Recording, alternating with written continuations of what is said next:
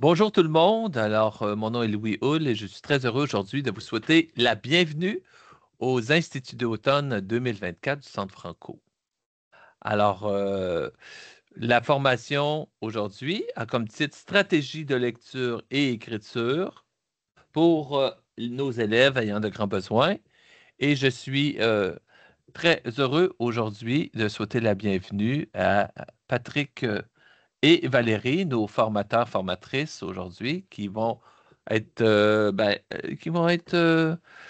en avant pendant 90 minutes pour cette formation. Alors, quelques petites consignes avant de débuter. Veuillez noter que cette formation est enregistrée et qu'elle sera rendue disponible au cours des prochaines semaines sur le site du Centre Franco. De plus, vous avez accès à votre micro et votre caméra. Donc, vous êtes libre d'allumer ou d'ouvrir votre caméra. Et puis, pour le micro, on vous demande de mettre le tout en sourdine, mais par contre, vous pouvez l'utiliser si vous avez des questions ou des commentaires durant la formation. C'est la même chose pour la boîte de clavardage. Donc, on vous invite à l'utiliser pour si vous avez des questions ou des commentaires. On voudrait aussi profiter de l'occasion pour remercier le ministère de l'Éducation de l'Ontario qui, grâce à son financement, rend possible cette formation aujourd'hui. Ben voilà, petite intro terminée. Il ne me reste qu'à vous souhaiter à tous et à toutes une excellente formation. Merci d'avoir choisi les Instituts d'automne du Centre Franco. Et puis, Valérie Patrick, eh ben, c'est à votre tour. Merci Louis, c'est apprécié. Donc, bienvenue tout le monde. Euh, Aujourd'hui, on va parler de stratégie en lecture et d'écriture. Mais avant d'aller juste un peu plus loin, on va prendre un temps pour reconnaître le territoire. Donc, nous remercions les peuples autochtones pour le partage de ce territoire où nous retrouvons, connu sous le nom de Oniatario, dérivé du terme Mohawk, lac magnifique pour Ontario. Nous reconnaissons que cette terre partagée par les peuples autochtones nous donne toutes les richesses dont nous avons besoin. Nous reconnaissons les générations qui l'ont parcourue, ceux qui la parcourent présentement et ceux qui la parcourront. Les appels à l'action du rapport de la Commission de la vérité et de la réconciliation nous parlent de l'importance de l'éducation à comprendre notre passé et le territoire sur lequel nous habitons afin que nous puissions cheminer ensemble dans un esprit uni. Alors, je laisse la parole à Valérie. Merci. Je me présente, Valérie Larabie. Je suis conseillère pédagogique au Conseil scolaire catholique Mon Avenir dans le sud de la province avec mon collègue Patrick. Donc, on est conseiller pédagogique, nous, du côté du service éducatif, de l'éducation spécialisée. On a changé le terme ED au sein de notre conseil pour éducation spécialisée. Donc, aujourd'hui, on va mettre vraiment à la table, oui, les stratégies de lecture, d'écriture, mais pour vraiment vos élèves là, qui représentent le 5 de la pyramide, en fait. Là. Donc, nos élèves ayant un grand besoin, qui font partie de nos salles de classe, mais qu'on arrive difficilement à rejoindre. Donc, aujourd'hui, c'est vraiment sur ces élèves qu'on se concentre. Par contre, les stratégies qu'on va vous montrer s'appliquent à toute notre classe. Ça, c'est vraiment, vraiment important, mais vont vraiment rejoindre les besoins spécifiques de nos élèves. Puis avant juste d'aller plus loin, dans le chat, il y a certaines personnes qui ont commencé. Si vous voulez juste nous écrire d'où vous venez pour qu'on sache un peu dans quelle région vous vous situez. Puis voilà, donc écrivez votre région, votre conseil scolaire, allez-y, puis on va continuer ensuite. Donc, d'où vous venez? Il y a des gens qui venaient de New Disker, on a vu, donc du Nord, North Bay, Ottawa, Hearst. Bienvenue à toutes. Merci, merci, malgré la période des bulletins, malgré la période de noirceur, d'être connecté ce soir. C'est vraiment apprécié. Puis l'objectif, pendant que vous écrivez, c'est qu'on collabore aussi. Donc, on va vous demander à certains moments de nous partager ce que vous vivez avec vos élèves ayant des défis pour aider vos collègues. Donc, je vois beaucoup des gens du Nord. Donc, très bien représenté aujourd'hui, le Nord. Ottawa aussi. Super, bienvenue. Y a-t-il des gens de la région de Toronto, du CSC de Mon Avenir, d'où Valérie et moi venons, ou plutôt de l'Ouest même? Bref, continuez. Je vais juste vous présenter la prochaine diapo. Puis, je vais vous poser la question encore dans le chat ou si vous voulez, vous pouvez prendre la parole. Donc, notre grande question par rapport au diagnostic que vous voyez à l'écran, Donc, on vous pose la question, qui peut apprendre à lire dans ces diagnostics-là? Parmi vos élèves là, qui ont un de ces diagnostics ou plusieurs de ceux-ci, qui peut apprendre à lire? Ça peut être personne. Si vous ne savez pas, ça peut être je ne sais pas. On essaye, on commence, on se réchauffe un petit peu. Oh, Mme Moore dit tous les élèves, tous. Puis, tu sais, vous voyez déficience intellectuelle, il y a différents niveaux en déficience intellectuelle. Est-ce que tous nos élèves peuvent apprendre à lire? Puis, qu'est-ce que c'est peut-être, vous posez la question pour vous, en tant que professionnel, ça veut dire quoi? Apprendre à lire. Ce grand terme ou ce petit mot, ça veut dire quoi? Bref, donc, il y a plusieurs diagnostics, puis vous avez la réponse. Donc, ils peuvent tous apprendre à lire. Par contre, souvent, quand on voit qu'ils progressent au cours de leur parcours, euh, pour certaines de ces identifications-là, ces diagnostics-là, on voit que l'élève, même s'il peut apprendre, n'apprend pas à lire. Donc, la question comment est importante. Parce qu'on en voit, Valérie et moi, souvent, on parcourt le territoire du CSC Mon Avenir qui est énorme. Et nos élèves qui sont plus vieux ne savent toujours pas lire. Donc, qu'est-ce qui s'est passé? Pourquoi ils n'ont pas réussi à lire? Puis aujourd'hui, on va essayer, avec une ressource qu'on va vous présenter, ben, de repenser un peu nos stratégies. Vous allez voir, il y en a certaines qu'on connaît, mais c'est vraiment plus de les tweaker un peu pour qu'elles rejoignent nos élèves. Puis si je peux ajouter, Patrick, c'est certain que pour certains de ces élèves avec des diagnostics, ça peut prendre plus de temps à ces élèves à apprendre à lire, mais reste-t-il que si on utilise les approches prescrites basées sur la science, là, c'est sûr qu'on peut les amener à lire. Même pour nos élèves non-verbaux, c'est possible. Donc, la ressource que vous voyez présentement, qui est affichée à l'écran, a été notre Bible, complémentaire à d'autres ressources aussi, mais vraiment, cette ressource a un plan très détaillé pour nous aider, que ce soit le prof, l'orthophoniste, même les parents, pour vraiment travailler auprès de nos élèves ayant des handicaps, des diagnostics, identification. Vous allez voir, on va utiliser plusieurs mots parce que ce sont des termes utilisés dans les conseils. Mais vraiment, pour nos élèves ayant de grands besoins, on s'est basé sur cette ressource qui est écrite par Kieran Erickson puis David Copenhagen. Donc, l'approche est innovante pour enseigner la lecture et l'écriture. Puis, ce qui est aussi vraiment intéressant, c'est de la maternelle, mais au-delà. Puis là, on va dire même jusqu'à l'âge adulte. Donc, il nous aide un peu à comprendre, à pister correctement où est l'élève et ensuite d'adapter nos stratégies en salle de classe pour rejoindre. Et Patrick, si je peux ajouter, lorsque j'ai participé à un congrès, c'est vraiment pour les orthophonistes, il y a même un conseil scolaire anglais qui a mis en œuvre les stratégies qui ont été proposées dans le livre. C'était le conseil à London, puis ils ont vu de beaux progrès chez les élèves à grands besoins. Ça fait que ça fonctionne. Fait qu'il combine des principes pédagogiques qui sont fondamentaux, puis avec des stratégies qui sont concrètes pour que vous puissiez demain les appliquer. Et ce qui est intéressant aussi, c'est que dans l'ouvrage, ben, il y a des photos aussi qui nous aident un peu à comprendre comment ils ont abordé une approche. Puis ce qui est vraiment formidable, c'est qu'il est disponible sur le site de l'Ordre des enseignants sous la section bibliothèque. Donc, vous pouvez l'avoir autant de façon PDF que l'avoir physiquement à la maison ou à l'école, là. Donc, on vous le présente, puis c'est aussi très formidable qu'il est disponible gratuitement pour tous les enseignants de l'Ontario. Patrick, ils ont Oui. aussi le site web, si tu veux leur montrer, là, en lien avec le livre. Donc, je pense que tantôt, juste avant la période de questions, on ira voir le site web qui est complémentaire et souvent dans le livre, ils font une référence. Puis ce qui est positif de cette ressource, c'est que ben, comme il y a un site web, c'est disponible maintenant. Vous n'avez pas besoin nécessairement d'acheter tout ce qui explique là. Une chose que j'ai peut-être oublié de vous dire au début, à tout moment, stoppez-nous si vous avez des questions, écrivez dans le chat, on va prendre le temps. C'est vraiment un moment pour vous, OK? Donc, n'hésitez pas, si vous avez même une pratique à nous partager, intervenez là à tout moment.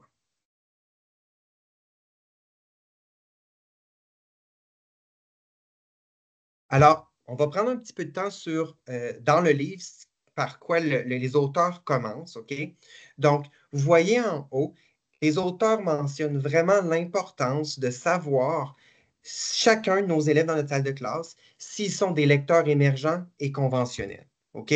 Puis ça peut paraître banal, mais la distinction va faire que nos approches, plus tard, vous allez voir, vont être différentes, OK? Donc, vraiment, notre objectif aujourd'hui, c'est vraiment d'aller vous aider pour vos lecteurs émergents. Et là, souvent, quand on voit lecteur émergent, on va tout de suite penser à nos petits de maternelle jardin. Non, notre lecteur émergent peut être plus vieux aussi, OK?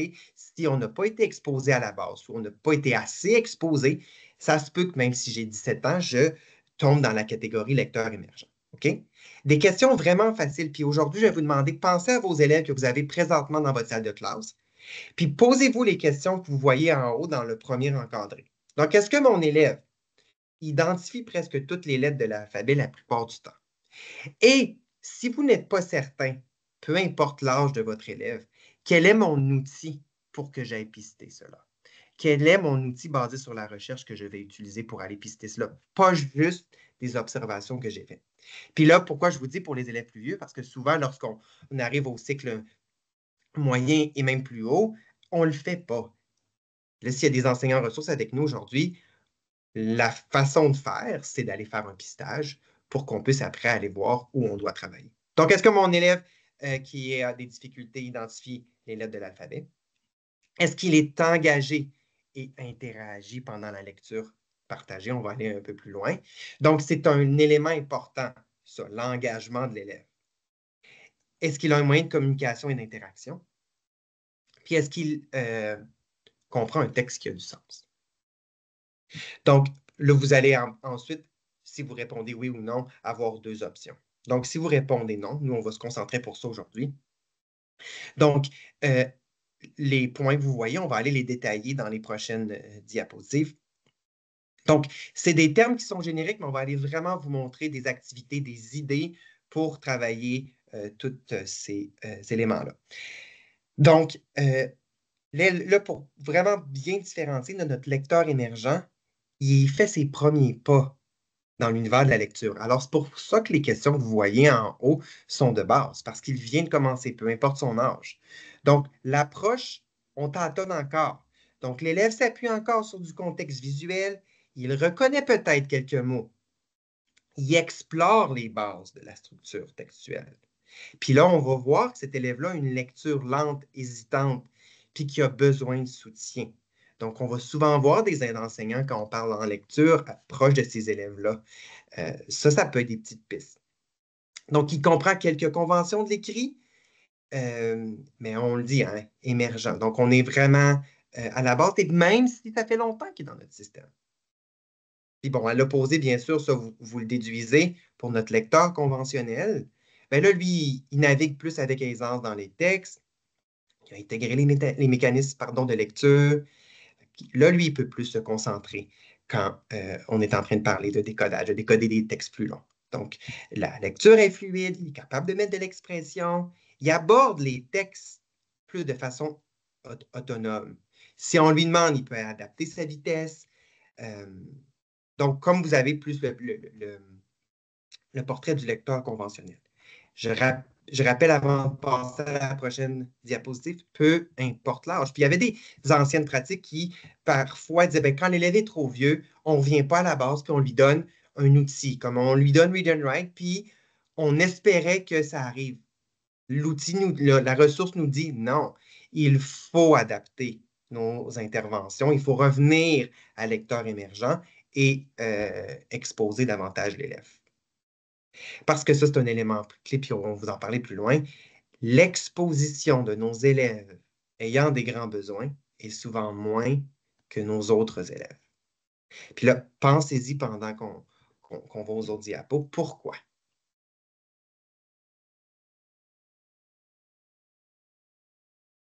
Alors, ici, on vous propose des exemples d'activités qu'on va aller plus en profondeur un peu plus tard, là, en vous donnant des exemples. Mais dans votre bloc de littératie, dans votre salle de classe, quelle sorte d'activités, comment est-ce que je devrais cibler soit mes centres de littératie ou mes activités en grand groupe, qu'est-ce que je devrais inclure?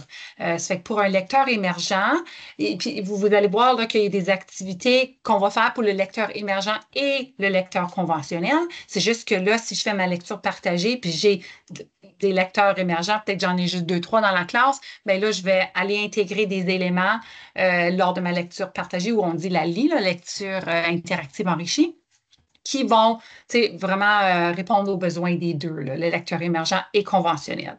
La lecture partagée, ça avec, on le fait avec les deux, émergents et conventionnels. Lorsque je parle de la conscience phonologique, la phonimique, connaissance des lettres, ça, on ferait vraiment juste ça avec le lecteur émergent. Le lecteur conventionnel, lui, c'est déjà développé. Ça fait que ce ne serait pas nécessaire de faire des activités comme ça avec lui ou elle. Au niveau de la lecture autonome, c'est important, même avec un lecteur émergent qui ne lit pas, d'inclure des activités. On va vous montrer des exemples d'un un élève même qui ne prend pas de livre, là, qui commence à zéro, comment on peut faire ça. Écriture autonome aussi, un élève qui n'écrit pas, encore, il y a des activités qu'on peut faire. Et un écrivain conventionnel aussi, là, on va intégrer les deux. Compréhension de lecture, on va miser plus le lecteur conventionnel. C'est certain que pendant la lecture interactive enrichie, oui, on va peut-être travailler la compréhension pendant qu'on lit le livre, on pose des questions, mais c'est vraiment misé comme la corde de Scarborough, on mise la compréhension de l'élève une fois que l'élève commence à lire et est capable. Sinon, là, pour le lecteur émergent, on focus plus sur la conscience phono avant la compréhension. Et enfin, l'étude de mots, c'est plutôt pour le lecteur conventionnel. On va vous donner des exemples un peu plus tard, comment on peut miser puis créer des petites activités. Donc, quand vous voyez ça ici, là, vous pouvez vous dire, oh my God, là, j'ai tellement de besoins dans ma classe, comment je vais arriver à couvrir tout ça? OK? Donc, là, dès maintenant, je vous dis, c'est impossible d'y arriver si on pense encore en enseignement magistral toute la journée. OK? Donc, gardez ça en tête. Si je veux arriver à rejoindre, que ce soit mon lecteur émergent ou mon lecteur conventionnel, toute la journée ou même pendant ma période de littératie en magistral, j'y arriverai pas. J'ai peut-être aussi besoin d'aller collaborer avec mon enseignante ressource, avec mon enseignante à élèves ou les ressources que j'ai dans mon école pour arriver à rejoindre tous mes types de lecteurs. Et si je peux ajouter Valérie, avant que tu continues, je vois qu'il y a plein de nouvelles personnes qui se sont ajoutées. On vous dit bonjour. Je vais rajouter le formulaire de présence pour les nouvelles personnes parce que je pense que quand ils se connectent, ils n'ont pas accès nécessairement à ce qu'on a publié plus tôt. OK, pas de problème. Puis en même temps, je vais ajouter comme, tu sais, les activités qu'on vous montre, il ne faut pas nécessairement que ça soit fait dans un bloc de littératie dans une journée. Là, c'est sûr qu'on va manquer de temps. Ça fait que c'est à vous d'aller piger. Puis est-ce que ça sera fait en format centre de littératie ou en grand groupe? Ça peut varier. La ressource est claire. Il le répète et le répète pour nos élèves ayant de grands besoins. On ne les expose pas assez. Et l'objectif, quand vous voyez lecture partagée, écriture partagée, c'est nous, l'adulte, qui modélisons pour que l'élève ait accès au modèle parfait, je vais dire. OK? Donc, ça, là, c'est vraiment l'adulte démontre le comportement de lecture et d'écriture. Fait que ça permet à l'enfant de développer et d'imiter les compétences que l'adulte modélise. OK? Donc, ça, notez-le quelque part. Dans les éléments que vous voyez, lorsqu'émergent est coché, l'adulte a un travail de modelage à faire essentiel pour qu'on arrive à ce que nos élèves ayant des grands besoins là, soient compétents.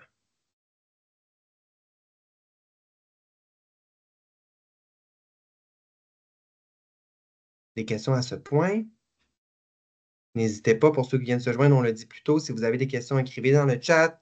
On va vous donner la parole ou on va répondre à votre question sans problème. OK, alors ici, on pense à notre approche pédagogique. Si j'ai mes différentes sortes d'activités en tête, comment est-ce que je peux intégrer ça dans ma journée? On vous donne quelques exemples, mais on va aller un peu plus en profondeur plus tard dans les activités pour chacune. Mais dans un bloc de littératie typique, si je fais une lecture partagée, bien, je peux prendre mon livre illustré. Ensuite, on discute des personnages, des événements. Et là, je garde en tête là, mon lecteur émergent, bien, qu'est-ce que lui, je vais lui poser comme question, puis c'est mon lecteur conventionnel, comment est-ce que je peux varier. Lorsque je fais de l'écriture partagée, ben, on peut créer un tableau collectif. Les élèves ils vont contribuer avec des phrases. Disons, toi, tu commences et puis les élèves ajoutent. Là, puis même ton écrivain là, émergent, lui aussi, là, il peut contribuer avec des phrases. Il va t'aider. C'est vraiment toi en modélisant, là, mais il peut contribuer ses idées. Au niveau de la conscience phonologique, bien, peut-être que là, si tu as des lecteurs émergents et conventionnels, tu le ferais plus en petits groupes, là, en guidé. Mais là, on peut travailler la rime, des jeux de son, l'identification des lettres, tout dépendant de où est rendu ton élève. Là. On va vous montrer les principes importants pour la conscience phono. La lecture autonome, bien, on veut que les élèves soient capables de prendre le livre, se concentrer, même pendant 1 minute, vous allez voir plus tard. Là. Ça fait qu'ici, on veut et aussi avoir un espace que les élèves se sentent vraiment comme à l'aise. Là. Ça fait qu'on va vous donner des exemples. Là, on pourrait suivre ça avec une pause active. C'est que tout le monde, on se lève, on fait une activité, on danse, un petit jeu de groupe. Puis là, ensuite, on pourrait retourner à une écriture autonome. L'élève peut rédiger un texte suite à l'histoire qu'on a lue le matin. OK? Et puis utiliser les mots que tu as démontrés pendant ta lecture interactive. Pour la compréhension de lecture, pour ton lecteur conventionnel, on pourrait les prendre, les élèves, en petits groupes pour discuter du livre, poser des questions ouvertes pour vraiment aller travailler la compréhension. Et enfin, étude de mots, aussi en petits groupes, on pourrait aller vraiment travailler des mots de la semaine.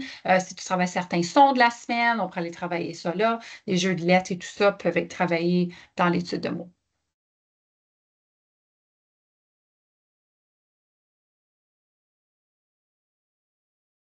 OK, alors, comme Valérie vous disait, là, on va aller un petit peu plus en détail. Parce qu'au départ, on vous disait que les stratégies utilisées dans le livre, ce qu'on a aimé, c'est certaines stratégies qu'on connaît déjà, nous, en tant que pédagogue. Maintenant, comment faire pour les ajuster un petit peu pour rejoindre nos élèves? L'objectif de la présentation, là, on le sait, nos salles de classe sont pleines, mais qui sont aussi, qui a aussi des élèves, pardon, avec des besoins. Donc, dans votre réflexion, c'est comment, avec ce qu'on présente, je suis capable d'ajouter cela ou de modifier un petit peu ce que je fais déjà dans ma salle de classe.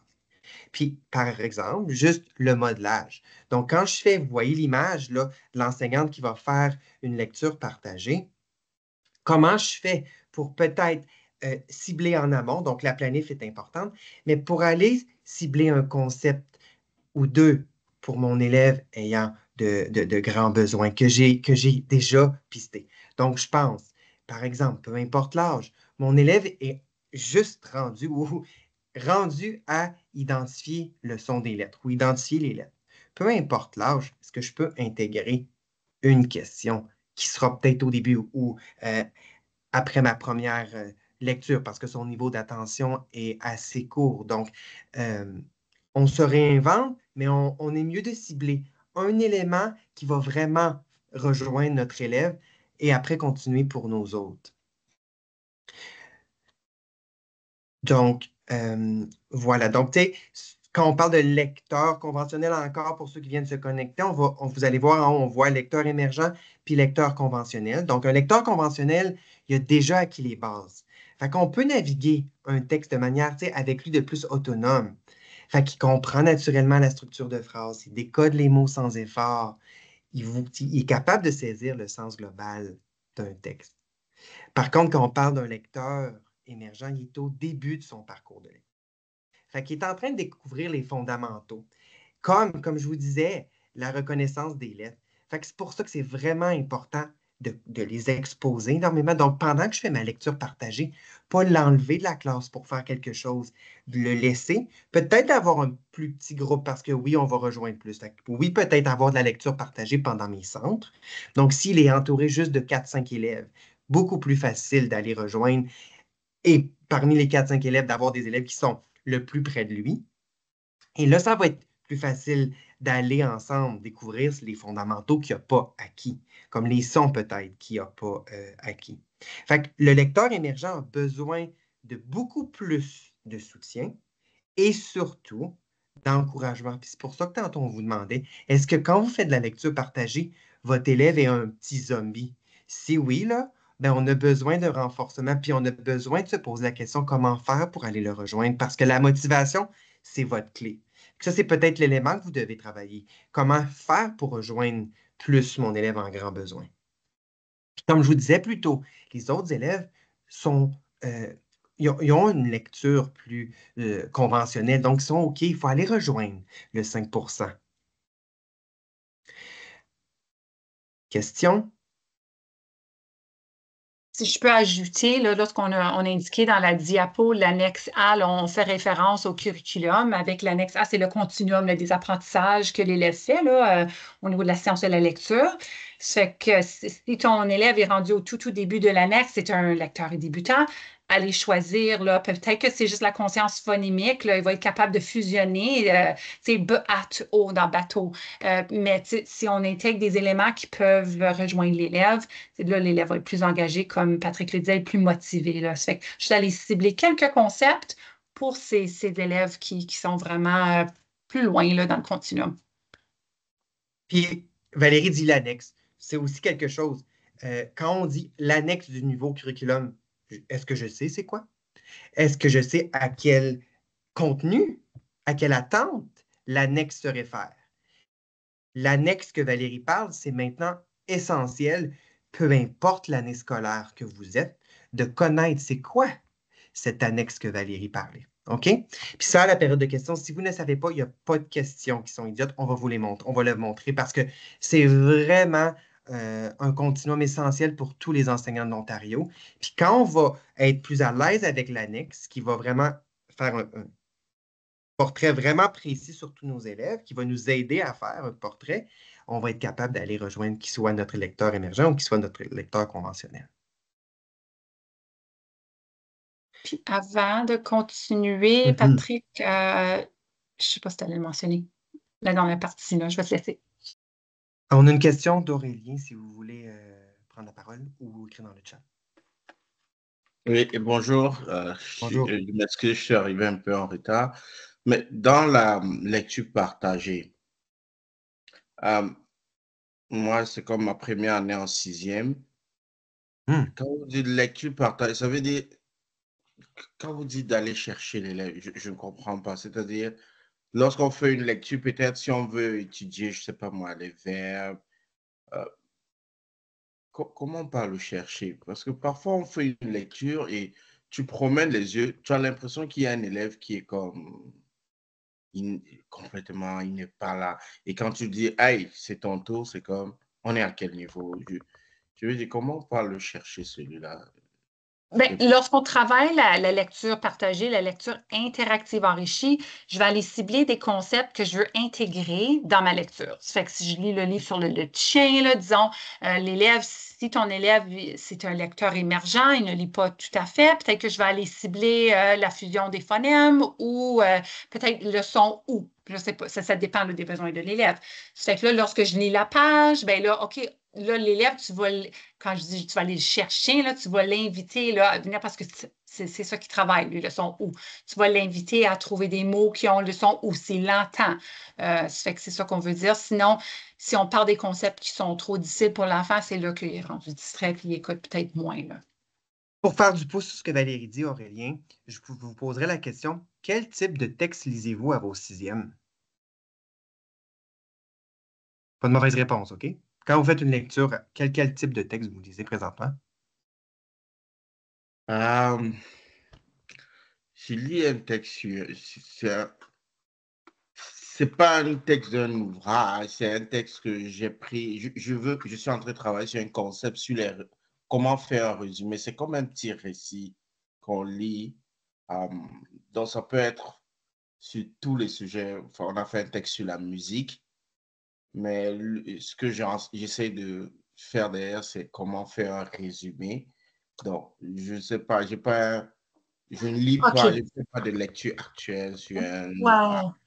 La lecture partagée, lorsqu'on parle de la lecture interactive enrichie, c'est plus avec des livres jeunesse qu'on ne prendrait pas un texte là, comme informatif. Ben, ça peut être un texte informatif, mais plutôt lecture jeunesse où que les élèves sont plus motivés, c'est visuel. Donc, pour faire un peu aussi un lien, on vous recommande de faire de la lecture d'albums, peu importe l'âge. Ils vont aimer. Puis après ça, vous voulez passer un concept que vous nous avez mentionné, pas de problème. Il y a beaucoup d'albums qui vont pouvoir vous donner ça. Donc, si vous avez une petite note, écrivez ce que Valérie a dit, lecture interactive enrichie. Le Centre Franco a donné des formations sur ce concept, donc ça va vous donner un peu plus une idée comment aborder. Puis quand vous allez voir les vidéos de la lecture interactive enrichie du Centre Franco, vous allez vraiment comprendre comment aller rejoindre, comme on dit. Et même si c'est un sixième puis qu'il est à la base, l'élève ne se rendra pas compte qu'on le cible pour un son simple, par exemple. Donc, vraiment, là, lecture interactive enrichie, Centre Franco sur YouTube. Dr Pascal Lefebvre va donner la formation. Vous allez vraiment aller plus loin là, dans ce qu'on vous dit. Merci pour votre intervention.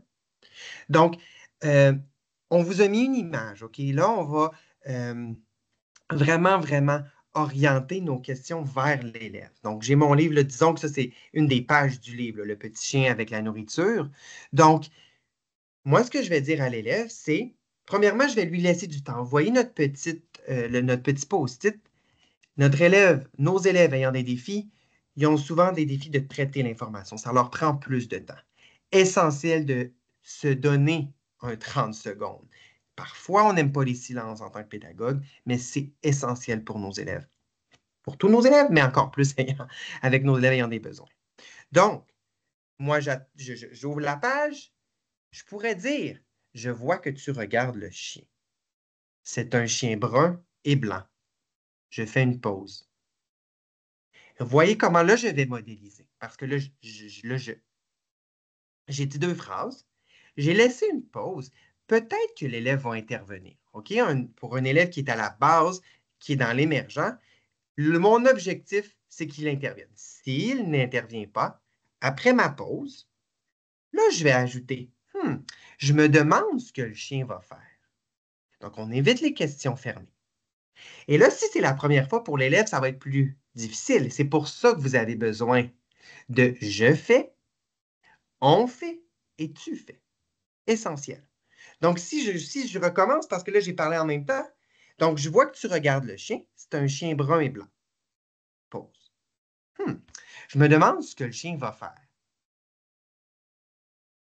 Là, je laisse ma question ouverte. Pour un élève, là, c'est assez ces questions-là. Ça se peut qu'il ne réponde pas. S'il ne répond pas, peut-être que je pourrais dire, je pense qu'il va manger. C'est tout. Donc, mon intervention auprès de mon groupe pour cet élève-là, c'est peut-être assez pour aujourd'hui, puis c'est OK.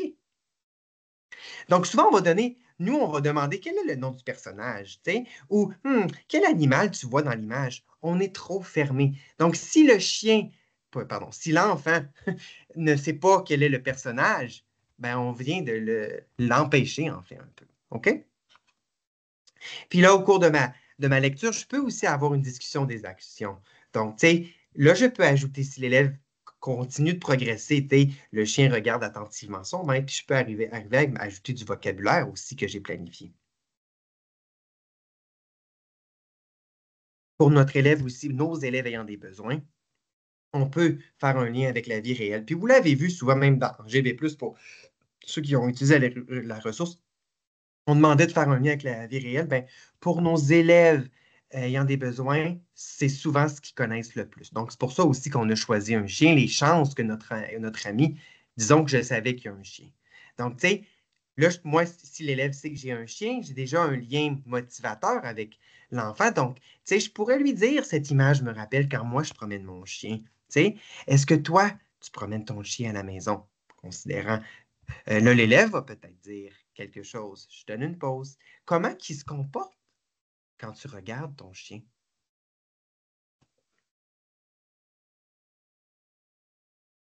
Donc, le questionnement que je vais vous poser, c'est le questionnement que je poserai à votre groupe classe ou à votre petit groupe. Qu'est-ce qui va se passer? J'attendrai 30 secondes. Il y a peut-être un ami plus vite qui va le faire, mais moi, je vais montrer aux amis qu'on doit attendre un petit peu pour pas que ce soit toujours le même ami qui réponde avant la personne. Donc, modéliser qu'on veut que tout le monde, je peux avoir une minuterie, tout le monde va attendre 30 secondes et après, on va lever notre main. Là, je vais repratiquer. Pourquoi pensez-vous que le chien regarde son maître de cette façon? Les amis, on attend 30 secondes. Moi, je peux répéter la question. Prendre son temps, c'est vraiment, vraiment, vraiment important. Et juste par une illustration, on peut arriver à travailler avec nos élèves qui ont des plus grands besoins.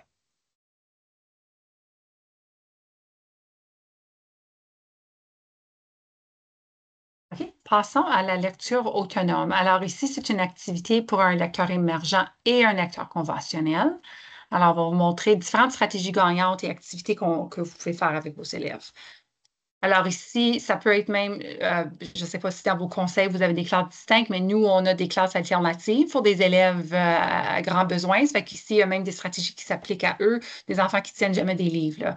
Ça fait qu'en premier, stratégie gagnante, vous voyez le cœur, intérêt, intérêt, intérêt. On veut vraiment partir des intérêts des élèves. Si on les force avec un livre qu'ils n'aiment pas, ça ne fonctionnera pas. L'élève, il n'est pas motivé. Ça fait que si vous savez déjà les intérêts des élèves, allez à la bibliothèque. Mais si jamais que c'est des élèves, vous ne trouvez pas les livres, ou vous savez que, disons, que votre élève aime les dinosaures, aime quelque chose de particulier, il y a une ressource, un site web qui s'appelle Tar Heel Reader, et puis le lien est juste là, Patrick. C'est un site qui a déjà des livres créés pour toi. Alors, c'est un compte que tu peux créer gratuitement.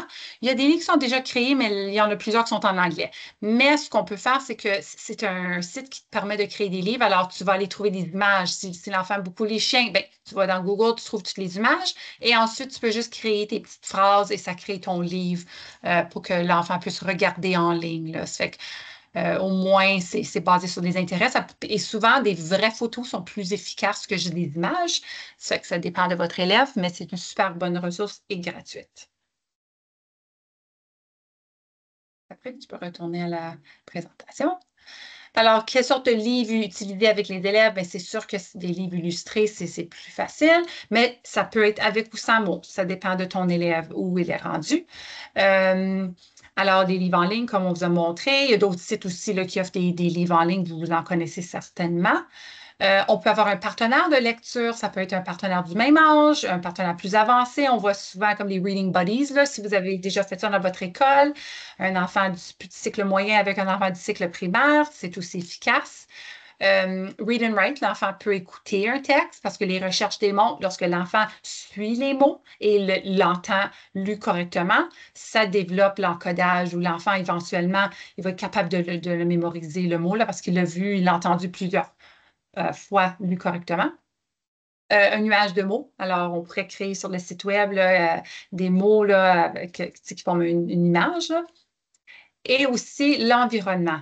Ça fait que c'est sûr que si on lit un livre à notre pupitre, ou c'est moins plaisant. Ça fait qu'essayer d'avoir des aires différentes. Alors ici, on parle d'une tente, avoir des matelas. Parfois, on peut même aller lire dehors, là, dans la cour d'école, ou juste un air spécial là, dans la salle de classe. C'est avantageux pour nos élèves.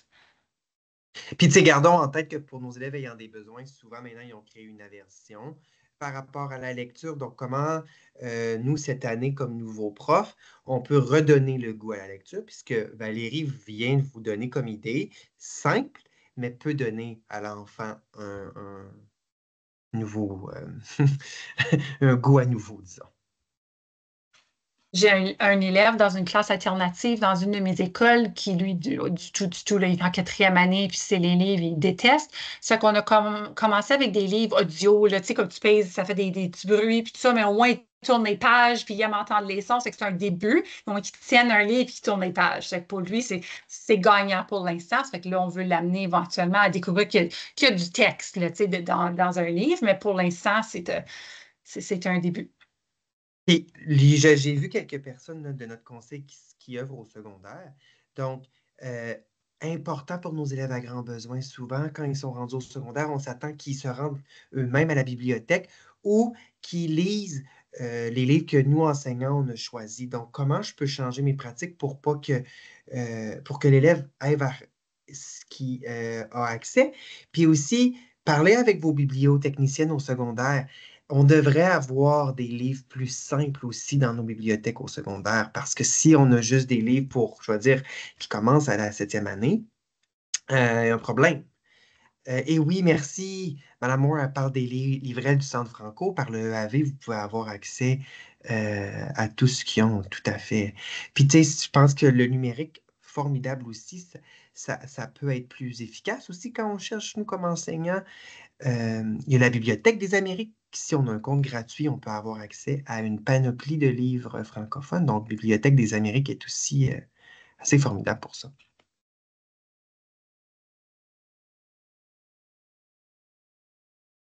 OK, alors comme étape, alors si je veux développer les habiletés chez mon élève envers la lecture autonome, la première étape, c'est de développer l'endurance parce que souvent, comme Patrick disait, ils ont une aversion, ils détestent ça, ils ne voient pas l'utilité. C'est que ce qu'on recommande dans le livre, c'est de commencer peut-être avec 1 minute pour l'élève. Là. On met la minuterie, mais il faut qu'on modélise. Quand je parle de, je fais la lecture autonome, ça veut dire quoi?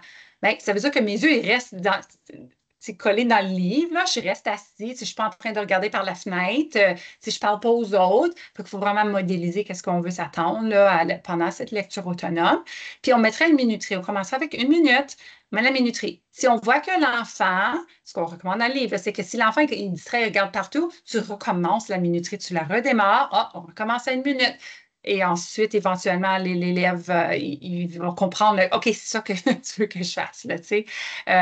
Puis là, graduellement, tu vas augmenter les minutes. Peut-être que tu vas rester à 1 minute pendant une semaine, un mois, ça dépend de l'élève, là. Mais lorsque tu vois que c'est maîtrisé, là, on augmente à 2 minutes. Mais si ton élève déjà est capable de lire 2 minutes, OK, bien, on commence là.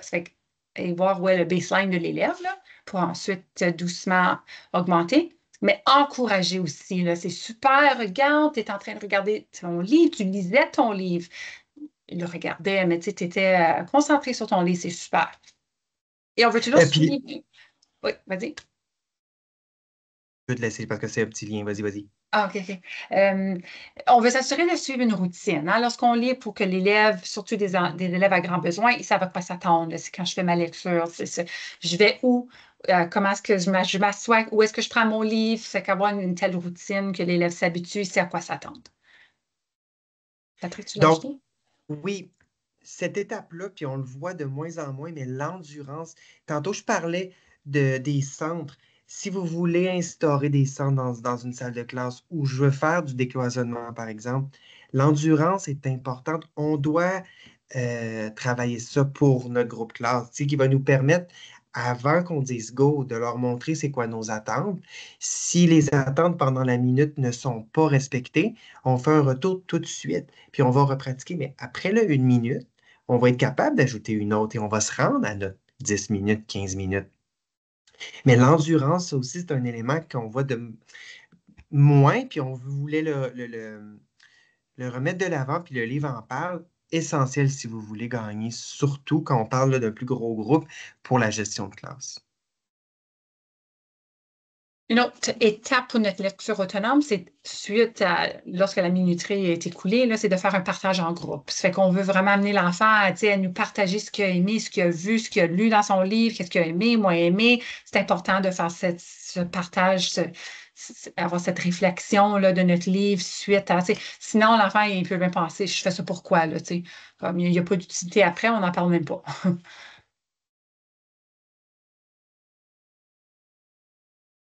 OK. Alors, voici, il y a des mini-leçons. Lorsqu'on parle de lecture autonome, il y a des habiletés qui sont nécessaires avant d'être capable, pour être capable de vraiment bien faire notre lecture autonome, là, des habiletés préalables. Ça fait qu'il y a des exemples ici qu'on vous donne, là, mais au niveau du procédural, comment est-ce que je choisis un texte? Comment est-ce que je lis silencieusement? Comment est-ce que j'écoute quand les élèves partagent à la fin? C'est qu'il y a toutes ces habiletés-là que ça serait comme des mini-leçons qu'on devrait enseigner à nos élèves. Ensuite, recherche de texte. Comment est-ce que je regarde à une ou deux pages pour faire un choix de livre? Est-ce que je regarde à tous les livres, ensuite dire non, j'aime pas ça? Non, je prends une ou deux pages. Il faut modéliser ça. Où est-ce que je trouve mes livres? Si je vais dans la salle de classe, je les trouve où? À la bibliothèque, je les trouve où? C'est qu'il y a tout cet enseignement-là à faire aussi. Quand je lis pour notre lecteur qui est plus conventionnel, comment est-ce que je sais si ça fait du sens quand je lis mon livre? Il faut leur montrer, là. Est-ce qu'il y a des mots que je ne connais pas, que je ne comprends pas? Ben, des fois, on a la règle du 5, là, c'est 5 mots que je ne peux pas lire sur une page. Ça me dit que peut-être c'est trop difficile, mais il y a tous des petits enseignements à faire. Ouais, est-ce que le texte est peut-être trop difficile pour moi? Et ensuite, pour le partage, comment est-ce que je démontre mon appréciation d'un livre? Comment est-ce que je peux questionner d'autres élèves par rapport à leur livre? Comment est-ce que je peux leur demander une question, tu sais? Et comment est-ce que je prends des tours à partager? Les élèves peut-être avec un trouble du spectre de l'autisme qui ne peuvent pas attendre leur tour, c'est qu'il y a tout cet enseignement-là à faire avec eux aussi. Puis, on vous a mis un exemple d'une mini-leçon aussi ici. C'est justement un élève qui exprime ce qu'il a aimé dans son livre par la suite. Ça fait qu'on vous montre le matériel qu'il a besoin. Et vraiment, c'est juste, c'est pas long, là, c'est 10 à 15 minutes. On peut le faire même plus vite, là, mais tu dis aujourd'hui, nous allons apprendre à dire ce qu'on aime dans un livre. Alors, on enseigne. L'enseignante va modéliser. Je vais pointer à l'illustration. Et là, je dis, j'aime les images dans ce livre. Et là, on va compléter une phrase à trous. Et là, ensemble, on peut le pratiquer ensemble en petits groupes où on montre différentes pages du livre. Puis là, on demande aux élèves. Une fois que moi, j'ai modélisé en grand groupe pendant ma lecture partagée, peut-être en petit groupe, je vais les prendre pour pratiquer, là, qu'eux, ils me démontrent. Je vais pointer là, qu'est-ce qu'ils aiment dans le livre. Ils vont formuler une phrase simple.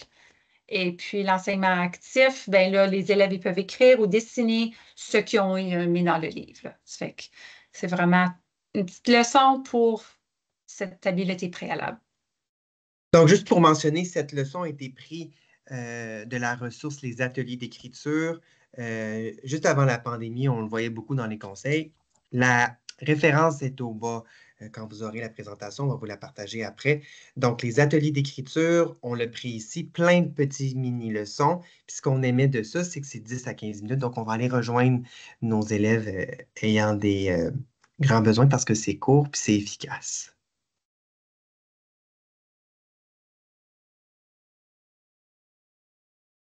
OK, donc encore, n'hésitez pas si vous avez des questions, mettez-les dans le chat. On est là pour vous et avec vous. Donc, si même vous avez des partages à nous faire, n'hésitez pas.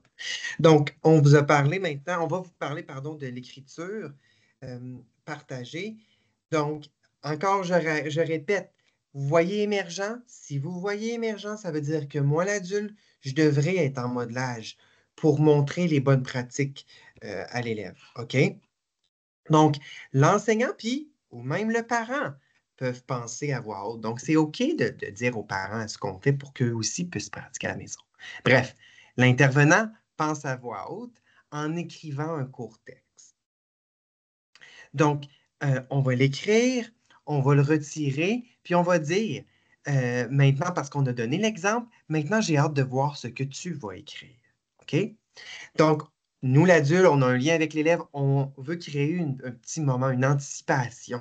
OK? Puis ça va aider, pardon, certains élèves à être motivés, puis à avoir aussi la réflexion que l'adulte a. Puis, vous allez voir dans les ateliers d'écriture que je vous ai mentionnés plus tôt, ils vous expliquent exactement comment le faire. Donc, l'enseignement de la mini-leçon, vous avez vu, là, va durer 5 à 10 minutes. Puis, tu sais, on parle de l'enseignement, mais ça veut dire aussi que l'élève va être actif là, pendant ce 5 à 10 minutes par jour là, pour l'écriture. Donc, ensuite, les élèves ou l'élève va écrire sur le sujet d'intérêt personnel. OK? Donc, on n'impose pas un sujet. Si on veut que notre élève émergent ait la motivation d'écrire, on écrit sur ce qu'on veut. Puis encore des ateliers d'écriture. Il y a une des ressources, pardon, qui c'est écrire des petits moments. Donc, si vous voulez vous le noter, ça aussi. Donc, écrire sur des petits moments va montrer à l'élève que ça peut être même dans l'autobus ou dans le taxi en arrivant à l'école ou même à la récréation. C'est des petits moments qu'on peut écrire. Donc, comme Valérie dit, partir des intérêts. Et très important, on évite d'enseigner l'orthographe. OK? Donc, là, on parle d'élèves émergents. Donc, l'objectif, c'est juste, même s'ils sont en orthographe approchée, c'est super. On veut développer cette routine d'écriture. Donc, vraiment, notre objectif, là, c'est vraiment pas perturber leur processus de réflexion puis leur processus créatif. OK? Puis à la place, on les encourage à mettre en place les stratégies qu'on aura modélisées peu à peu. OK? Encore, je fais une référence aux ateliers d'écriture. Vous allez voir dans leur modèle, ils mettent toujours un petit encadré en haut pour que l'élève dessine. Souvent, nos élèves ont le goût de dessiner. C'est plus facile pour eux. C'est OK. Ça va permettre ce processus de réflexion-là. Donc, avoir un petit encadré en haut de la page qui va permettre en amont de dessiner pour qu'après je puisse écrire, c'est OK.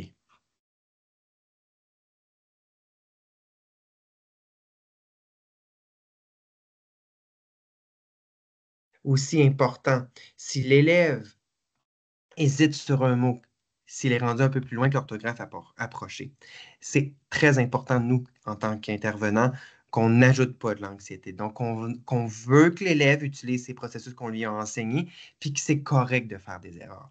Donc, si par exemple, je suis à consonne-voyelle, puis l'élève arrive à peut-être un mot qui a plus que consonne-voyelle, qui aurait une structure syllabique un peu plus complexe, c'est OK, fais un essai. Puis comme nous, l'intervenant, ça va nous permettre de voir où est rendu l'enfant. Si on aide trop l'enfant ou si on le corrige, on n'a pas un vrai portrait. Et on met une anxiété, l'enfant va vouloir nous plaire. Donc, la clé, là, on valorise les tentatives. Je vous pose la question maintenant pour vous réveiller ou peut-être arrêter votre brassage de soupe. Combien de minutes par jour vos élèves, là, les plus en difficulté de votre salle de classe, donc peut-être 1, 2, 3 élèves de votre salle de classe, combien de minutes par jour ont-ils d'opportunités pour écrire? Première question que j'aimerais vous me chiffriez un nombre de minutages par jour. Donc, combien vos élèves ont-ils d'opportunités pour écrire par jour? Puis si c'est trop précis, je peux vous demander pour tous vos élèves combien de fois par jour vous les exposez.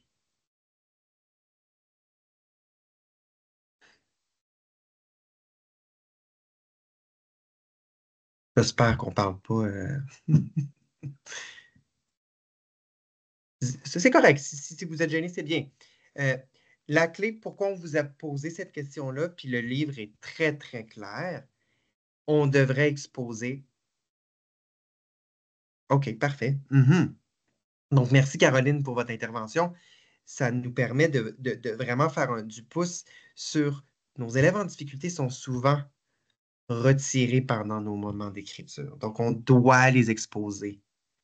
Beaucoup, beaucoup, beaucoup, beaucoup, beaucoup. OK, c'est la clé pour tous les éléments qu'on vous présente. Chaque jour, ils devraient être exposés. Est-ce que ça devrait être juste par nous? Non, tous en équipe, mais l'exposition est vraiment la clé. Puis quand on parle Magali, elle a ajouté 15 minutes par jour pendant le jogging d'écriture. Excellent. Puis après, c'est à se poser la question, est-ce que notre élève ayant le plus de besoins pendant, là, je vais te prendre votre exemple, là, pendant le jogging d'écriture, est-ce que je rejoins ses besoins? Est-ce qu'il est exposé ou est-ce qu'il est présent? OK? Très important de faire la différence. Quand je parle d'exposition, c'est vraiment, j'ai ciblé son niveau, puis il est capable après d'aller un peu plus loin. Et maintenant, une autre question pour le chat. C'est quoi les prérequis pour pouvoir écrire? Puis je vais chercher 2 éléments. Quels sont les prérequis pour pouvoir écrire? Dites-moi. OK, ben je pourrais en ajouter d'autres. Ben, bien sûr, OK, la motivation. Les prérequis. OK.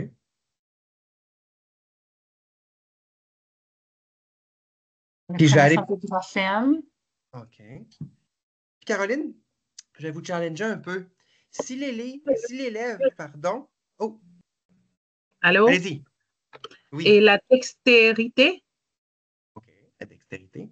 Puis, restez ici, je vais vous poser la question. Si mon élève fait de l'écriture l'orthographe approchée, donc il va faire des petits gribouillis, OK? Est-ce que vous diriez que c'est de l'écriture? Est-ce qu'il a besoin de connaître ses graphèmes? Si l'élève fait juste un peu gribouiller, mais dans vos lignes, puis gribouille. Oui, c'est un début. C'est un début. Alors, la connaissance des graphèmes n'est pas obligatoire. mais merci d'avoir tenté. Donc, on va vous dire 2 éléments qui sont essentiels. C'est d'avoir un outil pour écrire. Il y en a plein qui existent. Peut-être que l'outil que j'utilise souvent n'est pas le bon pour l'élève. Parce que vous me parlez de motricité fine. Donc, bien sûr, si j'utilise le plus petit crayon, puis mon élève, un de ses besoins, c'est la motricité fine, je n'utilise pas le bon outil. Donc, il y a l'outil ou les outils qui sont variés. Et il y a une surface. Est-ce que le papier ligné est la seule surface pour écrire? Pour motiver comme quelqu'un, comme Caroline nous disait, est-ce que le papier et le crayon est la meilleure façon? Non. Donc, pour certains élèves, oui, pas pour tous. Donc, un outil pour écrire et une surface. Est-ce que j'offre des options à mes élèves? Est-ce qu'ils peuvent explorer différents outils pour écrire? Vraiment, vraiment, vraiment important que finalement, les 2 prérequis sont avoir un outil pour écrire puis une surface.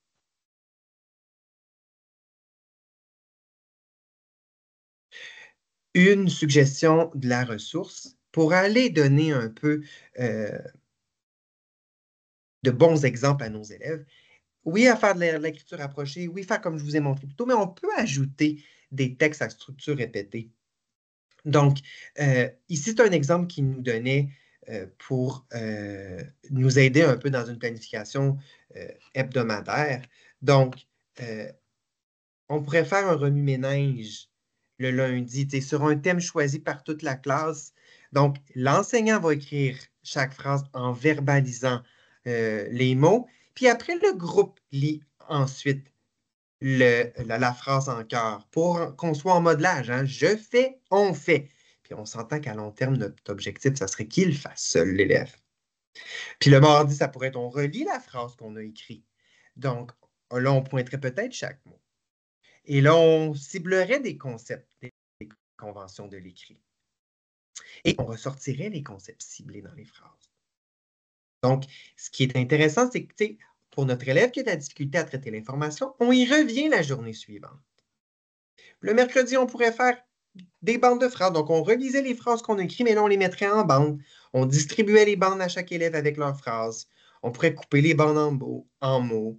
On pourrait relire, là, puisque les bandes étaient découpées, on pourrait relire les mots isolés. On pourrait reconstruire les phrases en ordre.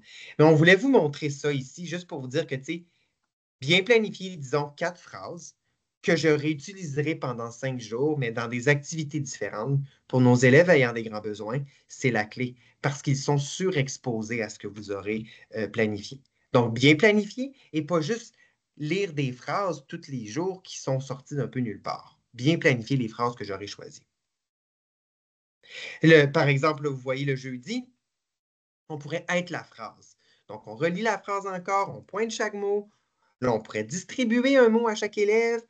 Puis, on pourrait là peut-être le mettre dans le front, puis le vivre, bref, plein d'idées. Puis après, on pourrait publier ce qu'on a créé le jeudi. Pourquoi on a mis publier?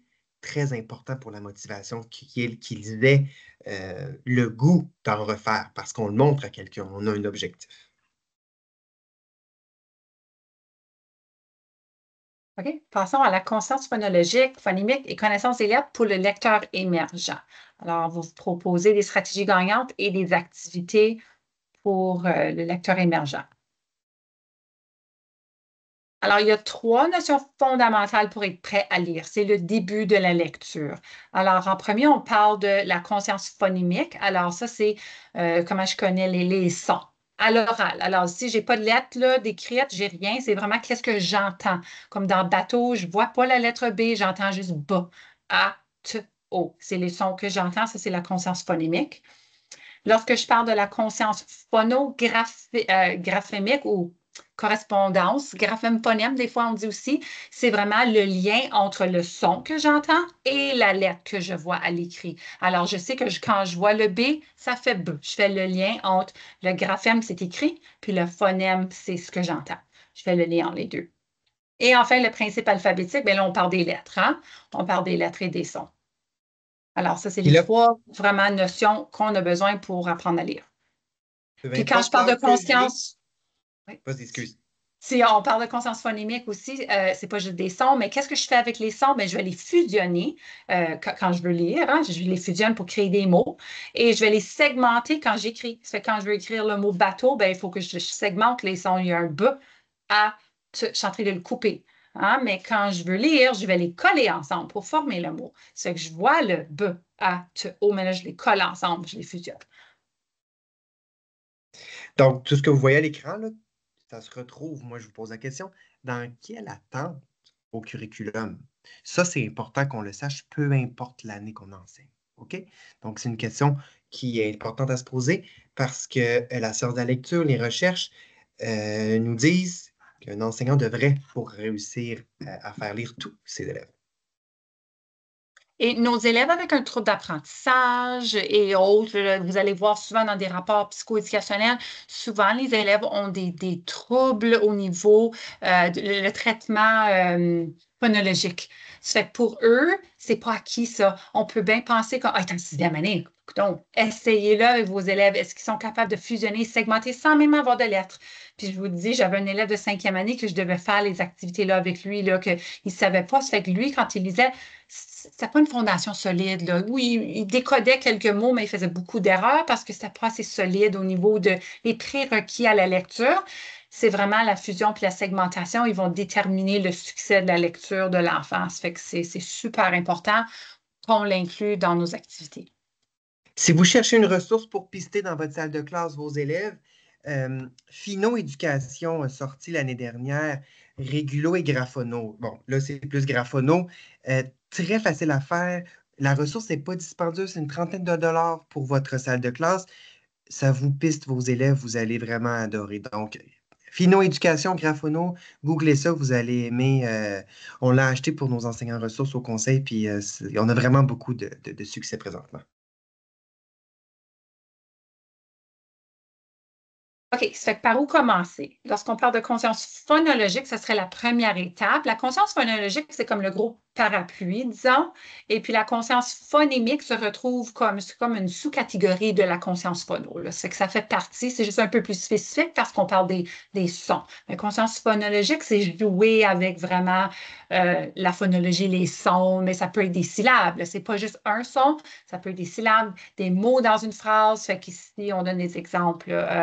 Syllabes dans un mot, combien de syllabes. Puis ça, on revoit souvent ça dans le programme PMJ de maternelle jardin. Mais encore, si ce n'est pas acquis, ton élève est en première, en deuxième, peu importe, 3, 4, 5, il faut retourner à cette base-là. On ne peut pas sauter ces éléments. La rime, c'est super important à la fin parce qu'encore, c'est les sons qu'on entend à la fin d'un mot. Pas nécessairement juste un son à la fin. Des fois, c'est ça dans la syllabe, mais bon. Segmenter, fusionner des parties d'un mot. Alors, si je dis, ben là, soit que c'est comme ici, le porte-crayon, tu sais, c'est que c'est pas vraiment des syllabes, mais c'est deux parties d'un mot. Lorsqu'on parle de conscience phonémique, je l'ai dit tantôt, on parle des sons. Ça fait que là, on peut demander à l'enfant de regarder dans le miroir s'il y a de la difficulté avec certains sons. Parce que souvent, nos élèves, ils ont des difficultés à même distinguer entre le en, on, ou, ça fait que des fois, là, c'est difficile pour eux, ou, comme. Ça fait que là, s'ils se regardent dans le miroir, tu les fais remarquer, là, tu vois-tu la différence? Souvent aussi, le bas, le pas, bien, ça, on le voit, ça a l'air pareil sur les lèvres, là, mais. Ça fait que là aussi, avec la conscience phonimique, on va leur faire fusionner, comme je disais, des sons. Ça fait que si je dis pas, on commence toujours avec moins de sons dans un mot pour ensuite donner des mots avec plus de sons. Ça fait que j'ai deux sons dans pain, pas, école, vous voyez, ce sera plus difficile. Il y a A, le E est silencieux, ça fait qu'on ne le dit pas, on ne l'entend pas, ça fait qu'on ne le dit pas. On voit souvent nos élèves qui ont des défis quand on parle de deux consonnes ensemble comme comme clôture ou brailler ou je sais pas, un bras, ils ont de la misère à distinguer les deux consonnes. Ça fait que ça serait des bonnes pratiques à faire avec eux. Et pour la segmentation, là, tu donnerais le mot à l'élève, chien. Dis-moi les sons dans chien. Le son yin, c'est pas évident, là. Ils vont peut-être avoir tendance à dire ch, i, in. Non, c'est ch, yin. C'est deux sons. Ça fait qu'il y a cette pratique à faire avec les élèves parce que s'ils le font à l'oral, lorsqu'ensuite on vient à l'écriture, ben là, ils vont, on le voit, là, sinon ils vont avoir tendance à segmenter lorsque c'est pas le temps, là. Ça fait que c'est important. Aussi, le remplacement ou la suppression. Alors, si je te dis le mot chat, remplace le ch par ba. Il faut vraiment réfléchir dans sa tête. Là, on ne peut pas l'écrire. C'est vraiment, OK, j'enlève le ch, je mets bas.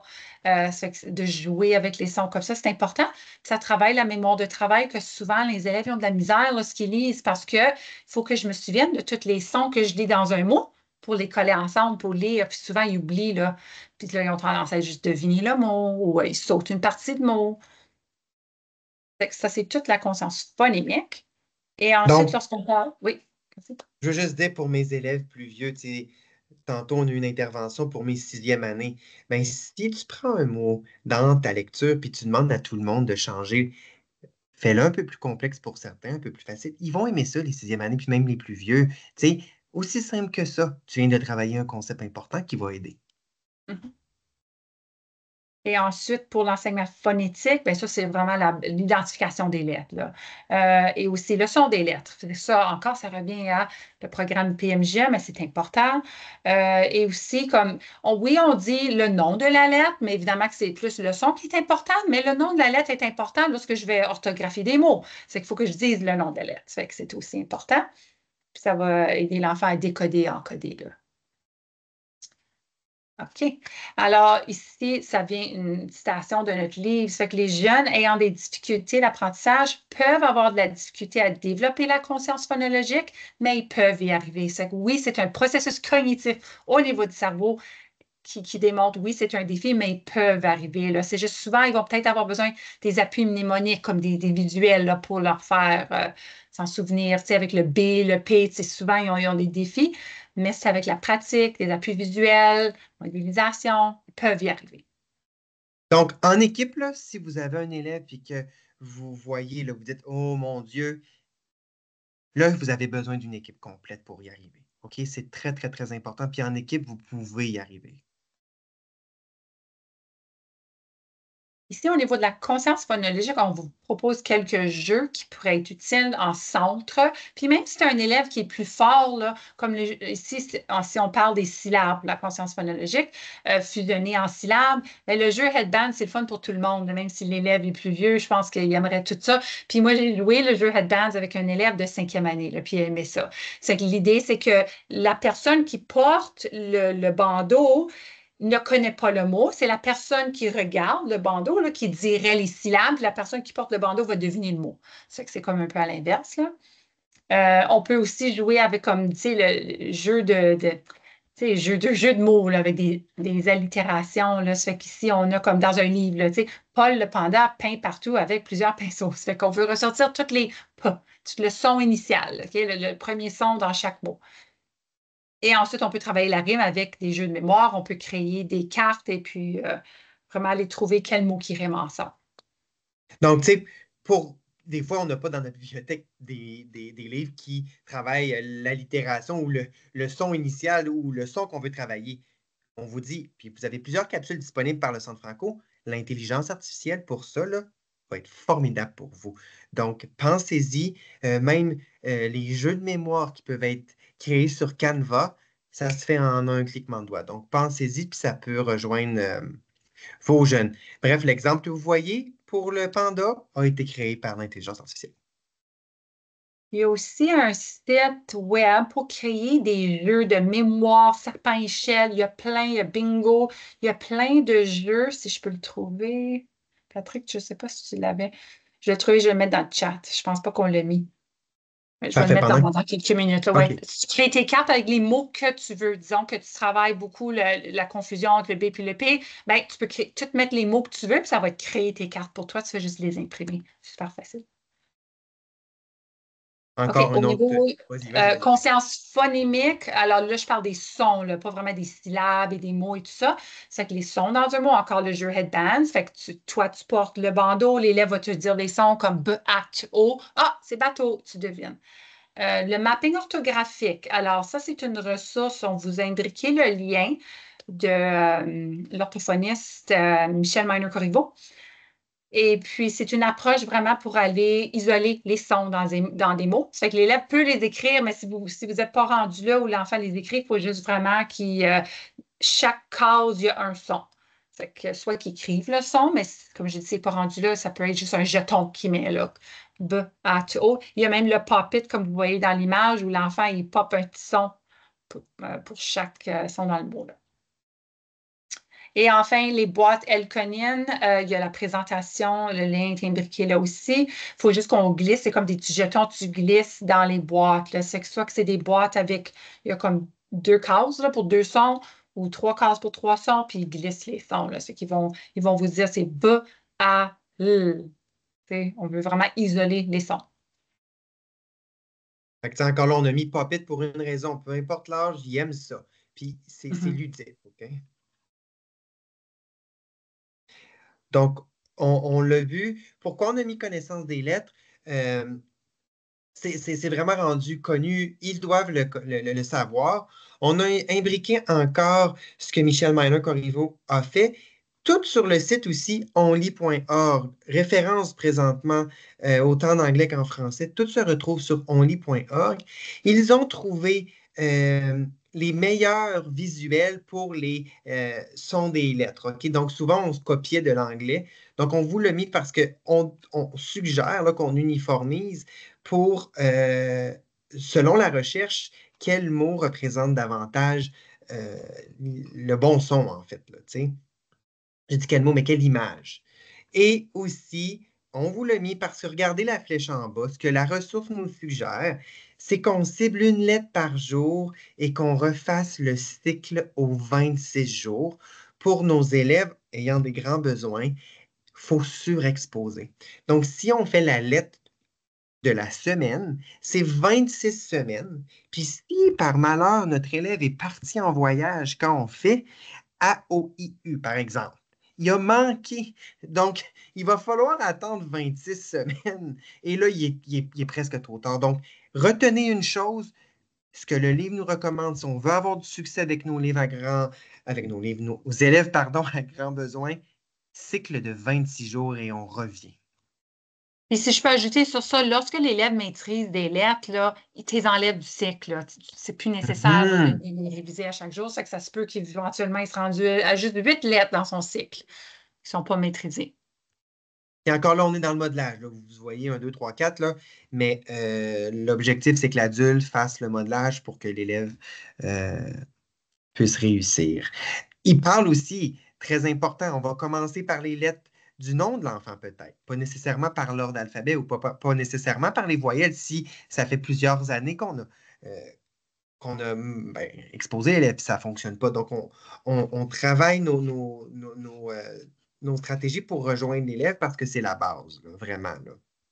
Donc, tu sais, les premiers 26 jours, on commence par les noms les lettres du nom de l'enfant, puis après, on ajoute certaines. Et puis après, le deuxième 26 jours, là, on va exposer avec l'ordre alphabétique au deuxième cycle. Tu sais. Puis au troisième cycle, ben là, on va exposer avec ceux qui sont plus souvent représentés dans les mots que l'élève est exposé, donc les mots de base. Qui était souvent, juste avant, c'est qu'on se dit souvent, nos élèves, hey, il a tout oublié. Mais c'est pour ça. Donc, il faut que le cycle soit plus court, puis peu importe la matière, OK? Donc, une question. Si tous vos élèves connaissent les lettres et les sons de l'alphabet, est-ce que cela veut dire qu'ils sont prêts à lire des mots de la même manière et au même rythme?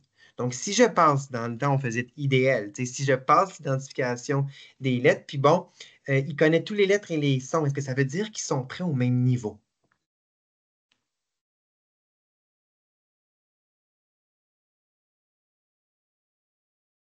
Bref, la réponse est connaître les lettres et les sons, c'est une base importante. Puis ça, c'est clair, le curriculum le dit, les recherches le disent. C'est une base importante pour l'apprentissage de la lecture, mais elle ne garantit pas que tous les élèves soient prêts à lire des mots de la même manière puis au même rythme. OK? Ça, c'est très important. Donc, ils sont tous différents. Continuez de se fier au continuum, donc l'annexe dont vous parlez, puis faire nos adaptations. Et on va passer à l'écriture autonome pour un écriteur émergent et conventionnel. Même si l'élève n'écrit pas et fait des gribouillis, c'est correct, ça s'applique à l'élève aussi. Alors, à la prochaine diapo, on vous montre différentes activités qu'on peut utiliser pour encourager l'élève qui est en écriture émergente. Puis, c'est un peu plus vieux, probablement qu'il y a une aversion là, envers l'écriture parce qu'il sait que c'est un défi pour lui. Ça fait que pour un élève, ça peut être, là je pense comme un élève peut-être dans une classe alternative ou on parle des grands besoins, là. L'élève peut signer sa présence ou son départ, il s'en va à la salle de bain, il va signer son nom, c'est capable de l'écrire. On peut prendre des photos dans la salle de classe, dans l'école, puis là, l'enfant peut écrire soit l'écriture rapprochée, là, utiliser l'écriture rapprochée, écrire des mots. Mais faites attention, on a mis le gros cercle rouge, là. Copier et tracer, ce n'est pas de l'écriture. On veut éviter, ça ne développe pas. On veut vraiment plus l'approche naturelle à l'écrit, là, plus qu'on trace, on trace, on trace. OK? Et aussi, on veut éviter d'offrir des cartes de mots que l'enfant fait juste copier. Parce qu'encore, ça fait juste l'amener à copier des mots. Ça ne développe pas vraiment l'écriture selon les experts dans notre livre, là. Ça fait on peut offrir un choix de sujet. OK? Donne-moi 5, ça peut être aujourd'hui, on va parler de, je ne sais pas, là, les animaux que tu aimes. Bien, donne-moi 5, tu m'écris 5 choses au sujet de l'animal que tu aimes, ou 5 animaux que tu aimes. C'est juste donner le sujet, puis il faut qu'il dise 5 choses si l'élève est capable d'écrire des mots. Ou il écrit au son, même s'il écrit des gribouillis, mais ça veut dire quelque chose pour lui. Il écrit la première lettre du mot, c'est super, c'est un début. On veut juste l'encourager, le motiver. Et enfin, commencer par un dessin. Ça peut être un gribouillis, mais dessine-moi puis explique-moi ce que tu as fait. C'est un début. Il tient un crayon. C'est un début. OK, prochaine diapo. On veut aussi créer une communauté d'écriture accueillante pour nos élèves. On ne veut pas qu'ils se sentent un peu comme c'est forcé, c'est plate. Une activité qu'on peut faire, c'est comme un papier géant. C'est que tu peux prendre un papier charte, on le met sur une table, ou si vous avez des tables effaçables, c'est super. Et chaque élève a un crayon, un marqueur, et puis ils vont dessiner de leur coin. Soit que tu donnes un sujet ou tu le laisses libre, puis chaque personne dessine de son coin, puis ensuite, vous allez voir que les élèves sont intéressés par les autres. Tu questionnes, « Ah, qu'est-ce que tu dessines là? Qu'est-ce que toi, tu as écrit? » Puis ça, vraiment, ça encourage la participation de tous. Ça va inviter ceux qui sont plus craintifs à regarder autour. Peut-être que ça va les motiver à écrire. On a mentionné tantôt les ateliers d'écriture. Ça fait qu'ils choisissent un petit moment que, comme Patrick a dit, soit dans l'autobus ce matin, hier soir, écrit au sujet du petit moment. La chaise de l'auteur, ça c'est toujours le fun pour que l'élève partage ce qu'il a écrit. L'élève se sent valorisé, c'est aucun jugement, il se sent important. Partage ses écrits. Et enfin, de les publier, comme on a dit, on peut les partager dans une autre salle de classe, on peut créer un portfolio numérique, un site web qu'on peut partager avec les parents. Les élèves se sentent valorisés quand ils savent là, que « wow, c'est spécial ». Puis justement, on est au centre Gilles Léger cette semaine et puis c'est ce qu'ils font avec les élèves avec des troubles d'apprentissage sévères. Ils font, je me souviens, Patrick, je ne me souviens pas comment ça s'appelle, mais on se partage avec les parents se connectent en ligne, puis l'élève partage ses écrits qu'il avait fait pendant je ne sais pas combien de semaines, et ils lisent, fait qu'ils se sentent tous valorisés. Les parents sont tous là en ligne en train d'écouter la lecture de ses écrits. Ça fait que ça valorise l'élève. OK. Ensuite, pour la modélisation de l'écriture, nous, l'enseignante, on veut modéliser l'écriture. Ça fait que ici, on a abracadabra, la phrase apparaît, pouf, elle est disparue. Alors ici, ça serait l'enseignante va partager, elle va écrire il ou elle va écrire une phrase au tableau ou on l'écrit à l'ordinateur. OK? Quand tu l'écris à l'ordinateur, c'est plus vite parce que là, tu peux faire pouf, c'est parti. Et puis ensuite, l'élève va offrir sa phrase suite à ça. Ça fait que c'est plus facile lorsque tu donnais un modèle. Puis là, l'enfant, lui, ensuite, il peut fournir un modèle probablement qui va être en lien avec le tien, similaire, mais c'est correct, ça lui donne un début, là. Et puis, tu peux aider l'élève à écrire ou sinon, lui, il va essayer de te taper. Offrir un modèle, comme la blague toc-toc. Si on rédige une blague, l'enfant ensuite va rédiger une blague. C'est pas nouveau pour vous là, de voir qu'on fournit des modèles, là, mais au moins des modèles aussi qui sont plus ludiques. C'est des activités-là qui vont encourager l'élève. 2 mensonges et une vérité, c'est toujours le fun pour l'élève. Un petit poème, toi t'en crées un, ensuite l'élève essaie d'en créer un selon le même patron. Et puis, un texte à structure répétée, on l'a mentionné tantôt, là. Ça fait que l'élève peut continuer la structure répétée ou en créer une autre aussi. Enfin, des tableaux d'ancrage. Alors, c'est des tableaux vraiment qui modélisent quels aspects qu'on veut intégrer dans un texte. C'est un visuel, un aide-mémoire pour l'élève là, lorsqu'il va écrire. Alors, maintenant, vous voyez, on a mis conventionnel. On va aller rapidement, mais c'est pour que vous puissiez avoir accès après. Donc, compréhension de lecture, parce qu'on parle juste pour nos élèves présentement conventionnels. On ne va pas se concentrer pour nos élèves émergents sur la compréhension de lecture. On va les exposer, oui, mais ça ne sera pas le focus. Donc, stratégie de lecture est au centre. Vous voyez, il faut travailler la motivation. Ils doivent connaître le vocabulaire. Mémoire de travail. Puis voyez-vous, la mémoire de travail de nos élèves émergents n'est pas très forte comme le raisonnement verbal. Donc, c'est pour ça qu'on se concentre. On va le travailler éventuellement, puis ça va se développer. Il faut travailler les conventions de l'écrit et les fonctions exécutives. Donc, vous voyez, c'est un cercle dans notre compréhension de lecture. Ayez ça d'ouvert quand vous les planifiez. Très, très, très important. Puis, tu sais, quand vous avez, voyez-vous, raisonnement verbal, bien, on a besoin du raisonnement verbal pour faire des inférences. Donc, on commence à travailler pour nos élèves émergents, mais on ne focus pas nécessairement toute notre énergie là. Donc, c'est un des exemples. On va un petit peu vite parce que je vois le temps, mais vous aurez accès à la présentation. Donc, voyez-vous les stratégies de lecture qu'il nous suggère parmi tout ce qui existe, là, même pour nos conventionnels, voici ce qu'on devrait focuser pour arriver à plus de succès pour nos élèves.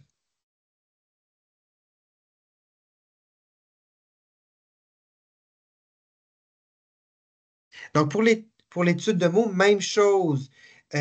Pour nos élèves conventionnels, on voulait vous présenter ce visuel-là qui est tiré de la ressource là, par rapport à la science de la lecture. On l'a mis, je vais vous la montrer après.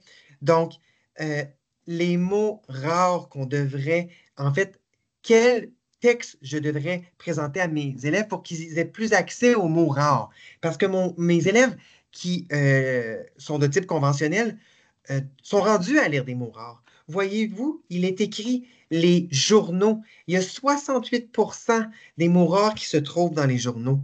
Il y a 65% qui se trouvent dans les magazines populaires. Et notre question à vous, est-ce que j'expose mes élèves à des journaux, à des magazines, à des...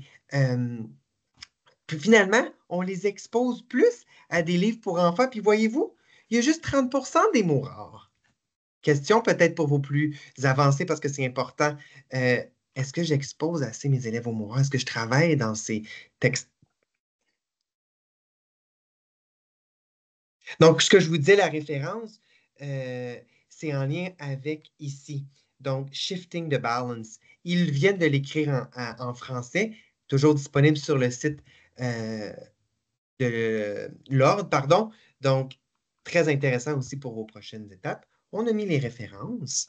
Donc, on voulait vous dire merci. Juste avant, je vais vous mettre le questionnaire de satisfaction pour que vous puissiez le remplir. Juste avant de passer aux questions, on pourrait en parler, le livre, il est gros, on pourrait en parler plus. On vous invite à aller le consulter si ça vous intéresse. Voilà, je vous ai partagé le sondage. Je vais aussi vous partager la copie des participants pour la présentation. Et, Patrick, j'ai mis le oui. lien pour le site web là, pour créer des jeux, là, sitewords.com, là, c'est dans le chat aussi. Merci beaucoup. Puis à ce point, si vous avez des questions, écrivez dans le chat. Je vais juste aller vous donner la copie des participants à l'instant pour tout le monde. Et si vous n'avez pas de questions, on vous dit merci d'avoir participé. C'est très apprécié et au plaisir de se revoir. Et moi, Patrick et Valérie, je vais prendre la parole. Vous m'entendez? Oui. Bon, excellent. Ben, écoutez, encore une fois, ce fut une présentation. Moi, je recevais des textos. Hein? Vous ne saviez pas, madame, monsieur, animateur, formateur. Mais j'ai reçu des textos et je vais vous le lire parce que ça vaut vraiment la peine. Alors, la personne qui m'écrit, qui me dit, attendez, j'arrive, qui me dit très bonne la formation. Et voilà. Donc, moi, je suis complètement d'accord avec ça. Beaucoup d'informations encore, très pertinent, beaucoup de stratégies. Et puis, un jour, il y avait quelqu'un qui avait dit, on reconnaît une une bonne personne enseignante quand elle est capable de travailler avec ses élèves en difficulté. Alors, j'avais trouvé ça excellent. Et puis, moi, je vais arrêter l'enregistrement à l'instant et puis je reviens avec un petit mot de la fin. Voilà. Patrick, les